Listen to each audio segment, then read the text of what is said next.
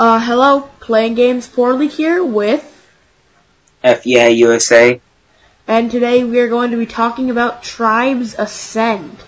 Now, I've spent probably 5 hours with this game, maybe 6. How much would you say? Don't know. I don't track the time I play on games. No, I know, but just think about it. Come on, work with me. Probably maybe 7, 8 hours. Yeah, so we've both played quite a bit of this game. It's free to play, so you can go on and play it right now, if you want. So listen to this instead. Yeah, listen to this, all that good stuff. But I think, considering a lot of the other free-to-play stuff that's out there, it's up there with Team Fortress 2. I definitely say that. I think it doesn't integrate the free-to-play as well, because, that's sort of stupid how you have to unlock classes. It's one thing to You unlock the classes using points you earn by playing. Yeah, which I like that. I like the fact that you don't have to pay for anything. I think if you're going to make your thing free to play, don't make it easy to win. Sean, some of the unlock prices for earning XP, it's insanely high, and it'll take you forever to get that much just for a simple weapon or something. I still have stuck with Juggernaut. It's a first-person shooter multiplayer, where it's class-based, and the classes are I think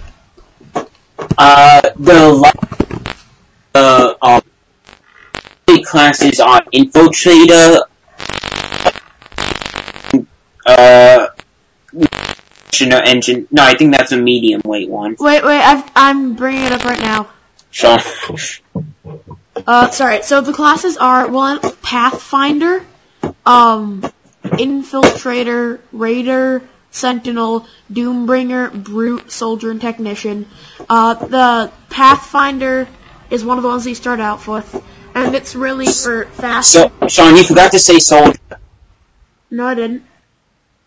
Well, Soldier is also another one. So the Pathfinder is you open up the game with only the Pathfinder, Soldier, and and Juggernaut. Wait, it didn't say Juggernaut. Oh well. So what? The list doesn't have Juggernaut, which is sort of dumb.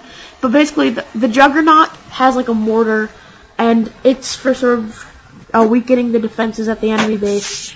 Yeah, you shell the enemy base with your mortar. Yeah. Then there is the Pathfinder, which is for really sort of fast-paced. It's basically the scout of tribes. It doesn't have very heavy weapons, but you should be able to flank the enemy and stuff. The Sentinel is just the sniper. That you have to unlock. The Soldier has an assault rifle. It's the boring class for people who enjoy playing Call of Duty. It also has the thumper though, which is pretty fun.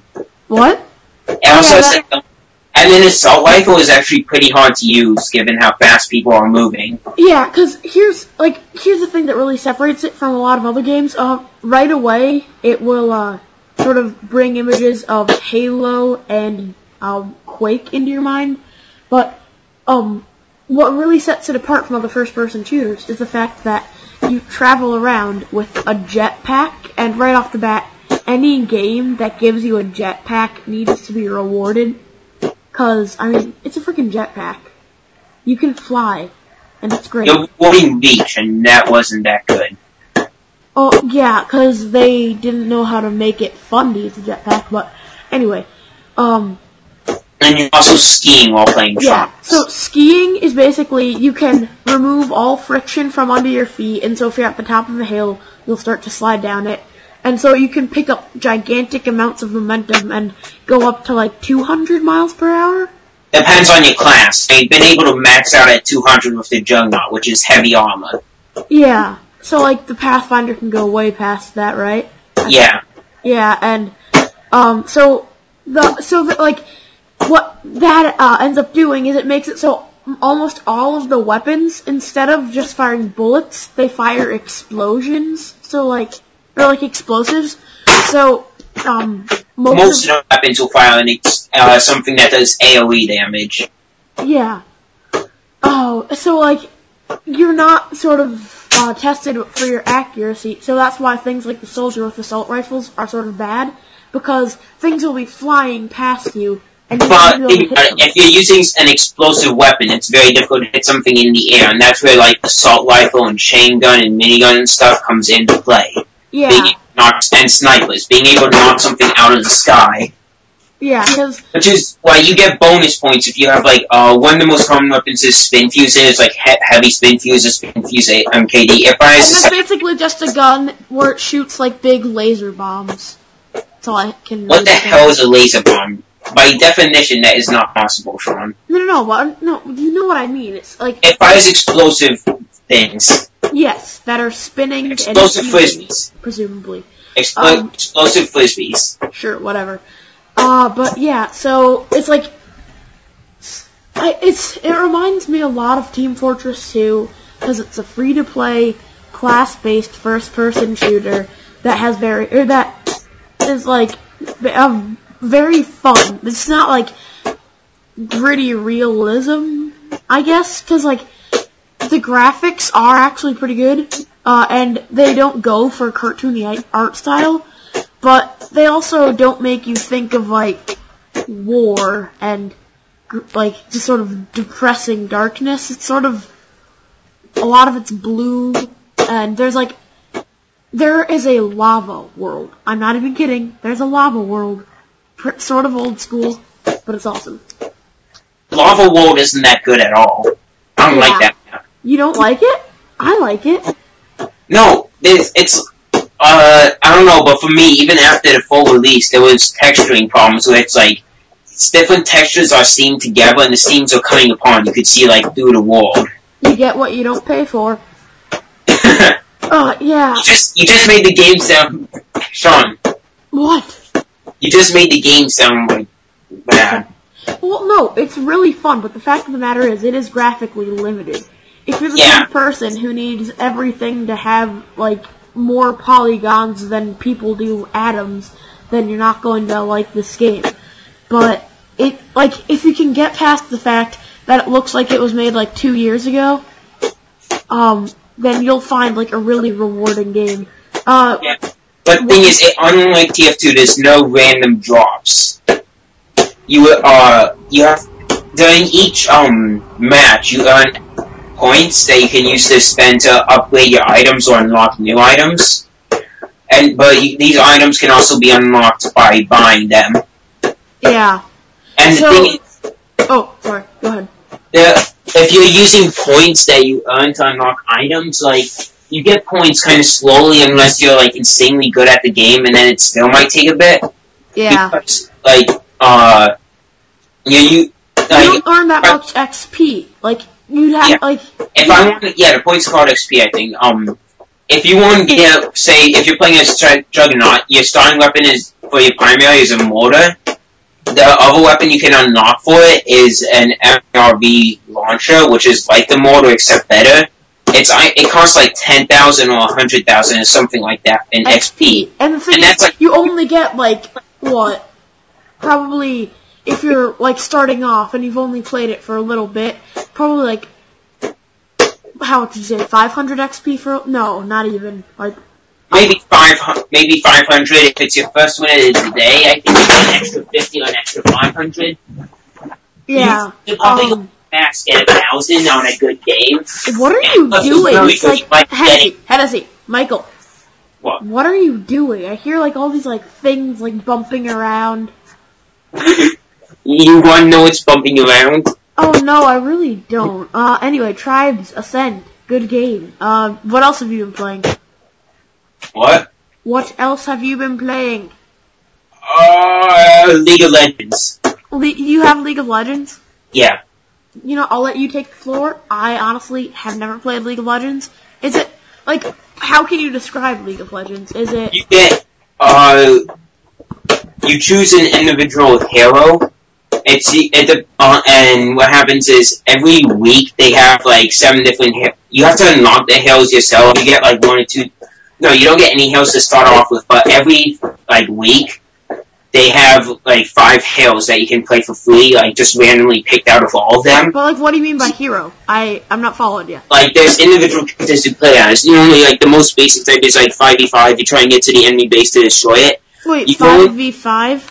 Yeah, you go into the map. So it's like online multiplayer type stuff. Yeah. Is it an RPG? What? Like, is it an RPG? Or it has RPG elements? They call it MOBA. I'm not sure exactly what that stands for. Wait, MOBA? Yeah. Oh, it's a multiplayer online battle arena. Yeah. And also known as action real-time strategy, apparently. And you play, and then you level up your character as you're playing in game, and every match your levels you get. And you spend them on your powers. You usually have like 5 abilities and your default attack. And then there's also you earn gold by farming. Basically, what can you spend gold on? On what? That ability. Like, they can give you more health. They can give you more mana. I think it's called mana. Yeah, it's called mana. And so like, what was I gonna say? Oh yeah. So, what would you say is the best thing to compare it to, or is there really nothing that you can compare it to? The other games like it, like Heroes of New Earth, the Dota 2 that's coming out, based off Dota, which was a mod for like World of Warcraft or Warcraft. No, not World of Warcraft. It was Warcraft 3. Yeah, for Warcraft 3, yeah. Alright, so that's also free to play, right? Yeah.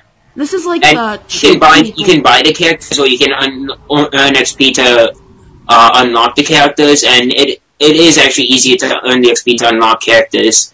So it's handled better than Tribes Ascend? Yeah, but it's been out longer too. I still think that the best thing that handled free to play was probably Team Fortress 2. No, it didn't. Are you kidding me? The drops, you have, unless you buy something from the store, you hardly ever get drops. Well, maybe I play differently than you, because I get like tons of drops. I get at least like. Have you bought anything from the store? No. Huh. Okay, well, what happens is I get lots of drops and then I craft. Oh yeah, I don't. I don't know craft stuff. Like, it's easy because you'll get a bunch of like doubles and stuff, and then like you get a bunch of doubles and all of these different things that you actually really don't we haven't been playing TF2 as much as I have before, so. Oh well, yeah, it's still one of my top games. I really like it. Okay, well, back to the League of Legends. But the way it is, you don't have default characters you play as. It's every week the new set of 5 characters taken from all of the characters overall, even like the most expensive characters, could be placed in these 5, and you get a chance to play as them and test them out. Oh, so that sounds really cool. Is that so? Like, is it like a good way of doing F2P? Yeah. They you can of course like buy gold, but you can only spend it on either unlocking characters or buying skins for the characters. Oh. But the thing is, with the characters, you can buy a really good character, but if you don't know how to use it, you're just going to die a lot. Yeah. One free-to-play game also I really liked. What? It got sort of boring because it doesn't offer new stuff for you to do, which that's another topic for another episode entirely, or another podcast entirely. But it's like Realm of the Mad God. Oh yeah, I played that, and I went into a fight for Mad God, and then I started lagging like crazy, got killed. Yeah. Have you gone to fight a Mad God yet? No, how do you fight a Mad God? It happens, you go on your server, and then you go into a world. Like, all the bosses on that world have to be killed, and then the Mad God summons you into his realm? His arena thing. And you have to fight him. And it doesn't matter what level you are. You could have just joined the world and be level 1. And been That's sort of annoying. Yeah, and I just don't like that game gets really repetitive quite quickly. Yeah. I can't really complain because it's free, But at the same time, like, I'm not gonna lie, I sort of deleted it from my Steam to clear up room on my C drive because. Oh, you know you can play browser-based. Oh, that's cool. Yeah, I was doing that during the power outage. Wait, but how'd you have internet during the power outage? I went to my aunt's in Milford. They still had power.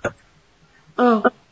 So anyway. I was out there, and then I played it a lot. It has insta-death. But what happened was I died a couple times, and I started playing as a priest. You mean permadeath? So what? Permadeath. Yeah. You said insta-death. Basically, that's depending on what you get hit by, it could be insta-death. Especially if you wind up fighting the Mad God. And what happened was, the max level is what? I think 20? Yeah, I think so. I was level 18, and then I was with a group of people that were like level 18, level 19, level 20. We were just farming dungeons, trying to get better stuff. And there were a bunch of people who were level 20. And I was like the priest, so me and a lot of us. Wait, and we were healers. Can you repeat that? Sorry, I can't really understand you. So, starting from where? Repeat it, starting from where? So you were the priest. Yeah, I was level 18 priest. And I was with a bunch of like other level 18, 19s, and 20s, because it maxes out at 20, I think. Yeah. Love. Yeah. So there was me and like 2 or 3 other priests with this huge group of people healing them non-stop as we went into dungeons and got stuff. Uh-huh.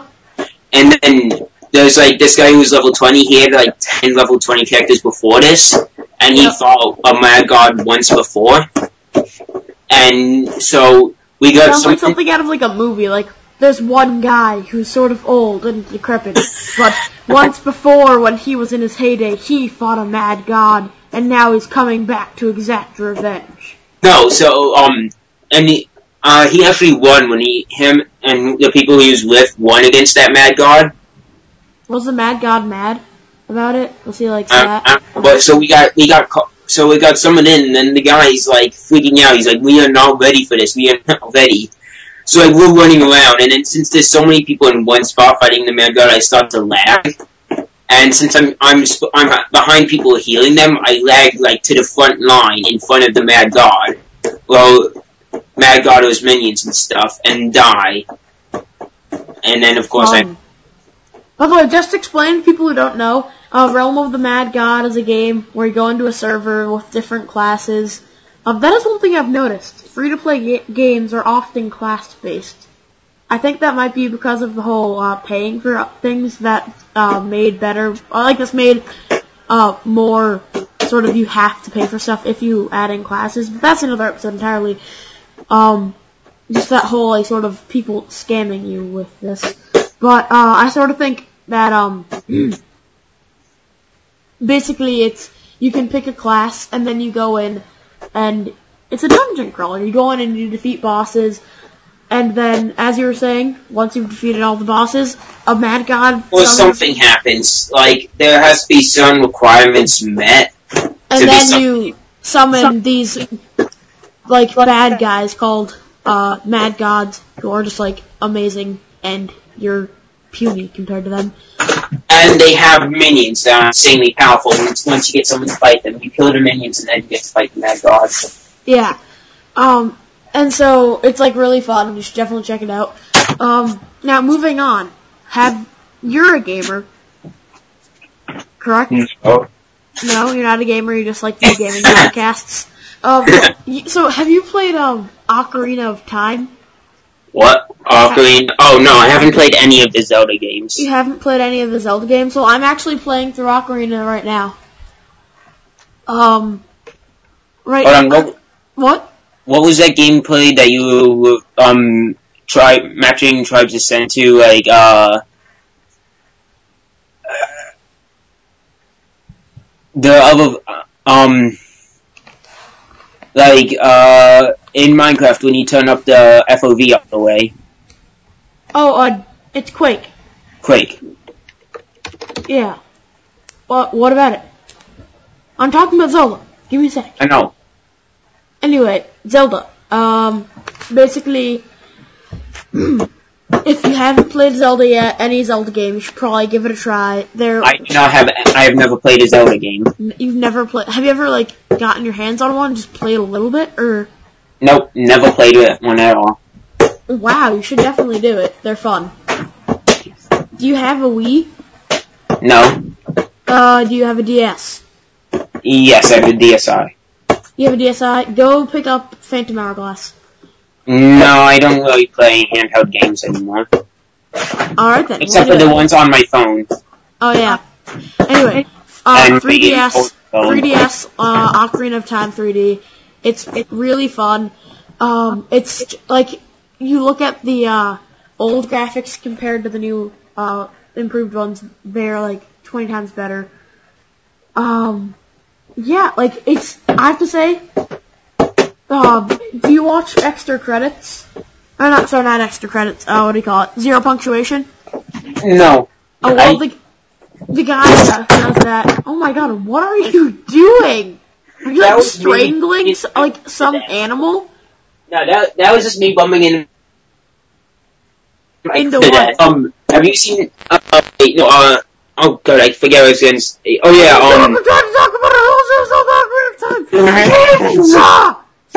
It's really fun. It's good, and you should get it. The graphics look a lot better than the old ones. They look just like the concept art. And you're talking about a handheld game. You can't really talk about graphics with a handheld game. Have you seen the game's graphics? No, but it's just a handheld game. You don't talk about graphics with a handheld. Fine, I'm not talking about graphics. I'm talking about aesthetics. You know what I mean. It looks good. Mm-hmm. It's true, especially on the small screen with 3D turned all the way up. Yeah, okay. Yep, anyway, but I have to say, not all of it has aged well, especially the stomach of the fish god thing. What? Yeah, this is the sort of thing where you need to... What? Hennessy, stop strangling deer. So basically, there's one part... Hennessy, I hate you. So there's one part where you need to get into, this, place to get a spiritual stone, which are these stones that you need for some convenient plot point. And, so you have to find a kingfish's daughter who's inside of a fish god. Did I mention it's Japanese?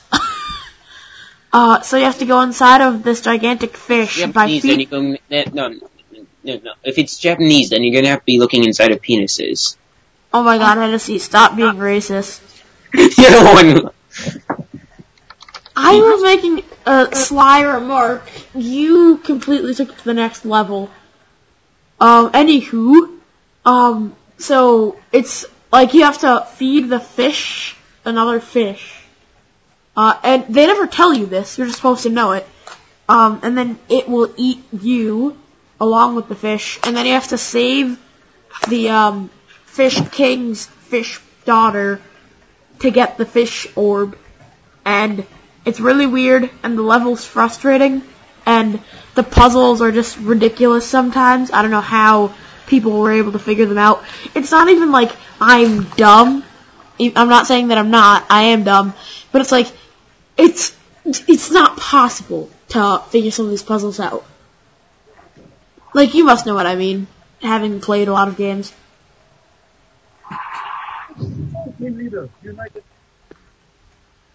Hennessy, what are you doing? Maybe I should just end the podcast while I'm ahead. So, what are your last thoughts? What, ending the podcast? Well, you start, looking up videos in Spanish. No, okay. So you're talking about, Zelda. Yeah, I stopped talking about Zelda now. Basically, it's good, but not all of it has as good as your memory.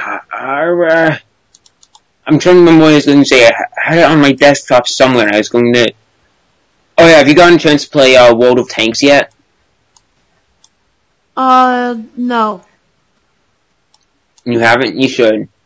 Alright, explain. It's like, basically you get, it's another free-to-play game. Yeah, I know. That sort of seems to be the theme of this episode. Uh-huh. You're implying that we're going to have more. Yes. Yes, very much. So, you get to use tanks from basically World War I, World War II, and Korea. Uh-huh. And, so, it's, I think, 12v12? No, 15v15. No, 16v16. One of those three. Uh-huh. No, one of those two. And so there's a tech tree where you unlock tanks as you go along using XP you get from the game. Yep. So, but it's basically a deathmatch using the tanks. But there's also flags. Each side has a base, and you can capture the base instead of destroying all the enemy tanks. But there's not just tanks. There's tank destroyers and self-propelled guns, which is mobile artillery. That sounds fun. Yeah, and there is friendly fire as Jack. Oh, well, that sounds not as fun. Is it, like... Yes, I blew Jack away from my SPG. Which is you sound so proud of yourself. Yes, I am. So, basically, like, there's the maps, there's a lot of different maps, and there is strategy that comes into play, where, like, you might have a map, like, there's a map, I can't remember its name, but the bases are basically, like, across from each other. There's a big open field with some houses and bushes at either side going along the road. Then there's a road at one edge, and then if you go up, there's a lake, kind of in the middle, and then two ways going around it, going around to a little village on the other side. Uh-huh. And then there's also, like, a ridge overlooking it, and normally one side, what will happen is one side will decide to just defend the area, and the other side will try and do a blind rush across the field. I have no idea what you're talking about. No, just like, so imagine it's an open field, and on both sides there's some trees and houses to hide in with your tanks. But you're a tank. Yeah. And you hide inside of houses. Yeah, you flush down the hall. Are these tanks French? No. Sorry, I couldn't help it. No, oh my god, the French tanks look like the funniest thing. It looks like they took something, stuck a hose in it, and just blew a bunch of air into it, and it blew up. Like, it looks like it's been inflated. I'm sure it does, Hennessy. It does. And there's one tank that looks like a duck. That's good to know. So, is that all you've been playing? I've also been playing Space Pirates and Zombies. Alright, I think we're done here then. It's like, okay, it sounds like he's high. Yeah, on that note, this has been our very first podcast. This is Playing Games Poorly. And FEA USA. And we are signing out. Asshole. Alright, that was great. Did you even